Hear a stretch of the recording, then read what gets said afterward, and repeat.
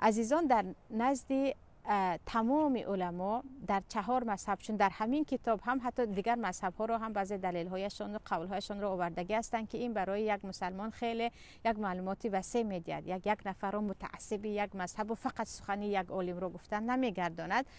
در نزد اولا در نزد تمام علما هر کسی که در روز رمضان برقصدانه میخورد و یا مینوشد و یا همخوابگی میکند، روزهش میشکند. یعنی اولین شکننده های روزه این خوردن و نوشیدن همخوابگی هست که حتی این کارها رو کسی کرد و جز این که گناهکار می شود، برای شستن این گناهش باید کفاره دهد.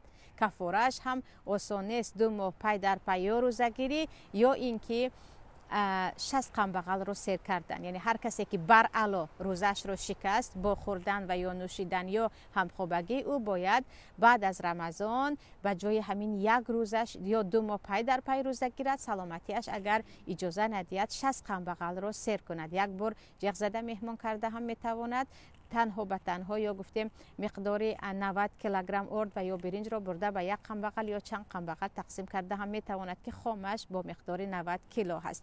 اما کسی که از روی خطاگی ندانسته چیزی رو به دهان کرد، ندانسته خورد، ندانسته نوشید، حتی در مذهب ابو حنیفه رحمت الله علیه یکی ندانسته جمع کرد، بخبر ندانست، تماما از روی فراموشی، گویم ندانستن بهترش، ببخشید فراموشی، از روی فراموشی این رو کرد، در این وقت روزش نمیشکند. چون حدیث در بخاری است که وقتی نفر از روی فراموشی میخورد و مینوشد، پیامبر میگویند الله اطعمک و سقاک، الله پروردگار یعنی تو رو هم آب داد و هم خوراک داد، این رزق الله هست، روزت نشکست. یعنی مهربانی پروردگار است که خوردن و نوشیدن اگر از روی فراموشی باشد، اگر بسیری خورده باشید هم، بسیری نوشیده باشید هم، روزه شما نمیشکند، شما روزتان را دوام میدهید.